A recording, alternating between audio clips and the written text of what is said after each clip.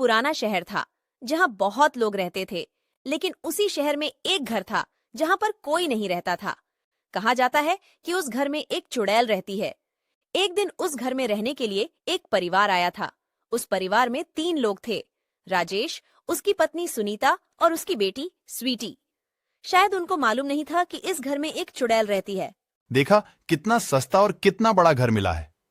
बताओ, इस भीड़ भाड़ वाले इलाके में कोई घर देता है इतने सस्ते में? सच्ची, हमने कभी नहीं सोचा था कि आप इतना बड़ा घर तलाश रहे हैं। हमको तो लगा था मानो कोई छोटा मोटा घर ढूंढ रहे होंगे। हाँ हाँ, तुम भी ना, बस करो। अरे तुमको भी तो मैंने ही ढूंढा है। इजी बस भी करो।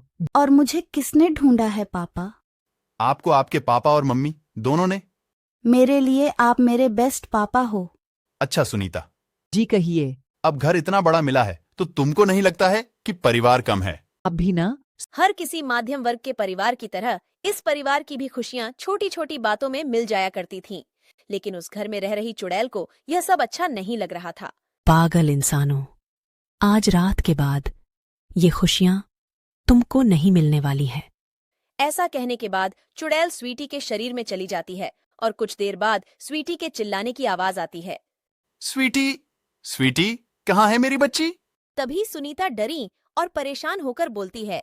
स्वीटी, स्वीटी, कका, कहाँ हो तुम? स्वीटी रोते हुए बोलती है।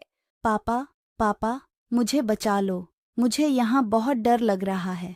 कुछ देर बाद राजेश को समझ आता है कि आवाज पास में रखी अलमारी से आ रही है। जैसे ही राजेश अलमारी का दरवाजा खोलता है। स्वीटी, मेरी बच्ची, तुमने तो हमको डरा ही दिया था। पापा, गुड नाइट। इसने तो सच में डरा ही दिया था। एक तो नया घर, ऊपर से ये। अरे आज थक भी तो बहुत गए हैं, हो सकता है नींद में चली गई होगी। चलो अब सो जाओ तुम भी। लेकिन कुछ देर बाद स्वीटी उठ जाती है और घर में चलना शुरू कर देती है।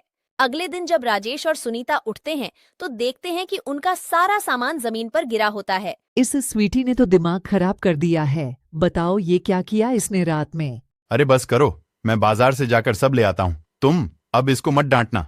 रात हो जाता है और सभी लोग सो जाते हैं। कल तो शक्ल देखने वाली थी इनकी, अभी तो शुरुआत है।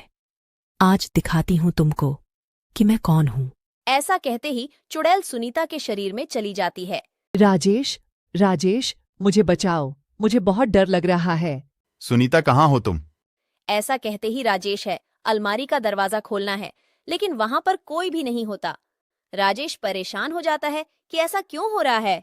जैसे ही राजेश बेड के नीचे देखा तो देखता है कि सुनीता उस बेड के नीचे सोई होती है। राजेश सुनीता को बेड पर लिटा देता है और सारी रात अपनी बच्ची को देखता रहता है। उसको लगता है कि अगर वह अब सो गया तो न जाने उसको आगे क्या देखने को मिलेगा। अगली सुबह है। सुनीता, मैं जरा बाजार से सामान लेकर आता हूँ। ठीक है जी। क्या हुआ, तबीयत ठीक है तुम्हारी? पता नहीं, रात से पूरे शरीर में दर्द हो रहा है। पापा, मुझे भी परसों रात से ही पूरे शरीर में दर्द हो रहा है। राजेश ये सब देखकर बहुत परेशान हो जाता है और उस रात जगा रहता है। अगले दिन वह काम पर जाता है तो उसका दोस्त सलीम उसको पूछता है। क्या बात है राजेश? लगता है जैसे तेरी नींद पूरी नहीं हुई। क्या बात है दोस्त? क्या बताऊं सलीम भाई। ऐसा कहते हैं राजेश की आंखों में आंसू आ जाता है और वह सारी कहानी सलीम को बताता है। एक काम करो, मुझे अपने घर ले चलो। राजेश सलीम को अपने घर लेकर जाता है। सलीम जैसे ही उसके घर में प्रवेश करता है, अचानक तेज हवा चलना शुरू हो जाता है और घर का सारा सामान गिरने लगता है। सलीम, ये क्या हो रहा है? फिक्र मत करो, मैं हूं ना। कुछ देर बाद एक आवाज आती है। क्यों आए हो तुम यहाँ? अपने भाई की मदद करने। ये घर मेरा है। बरसों से मैं इस घर में रह रही हूं और कोई नहीं आ सकता यहाँ पर। अच्छा ठीक है, तुमको कौन मना कर रहा है, लेकिन तुम अकेले इतने बड़े घर में? हाँ, क्योंकि मैं इसी घर में अपनी जान दी थी। वह जो दीवार देख रहे हो, उसके पीछे रहती हूं मैं।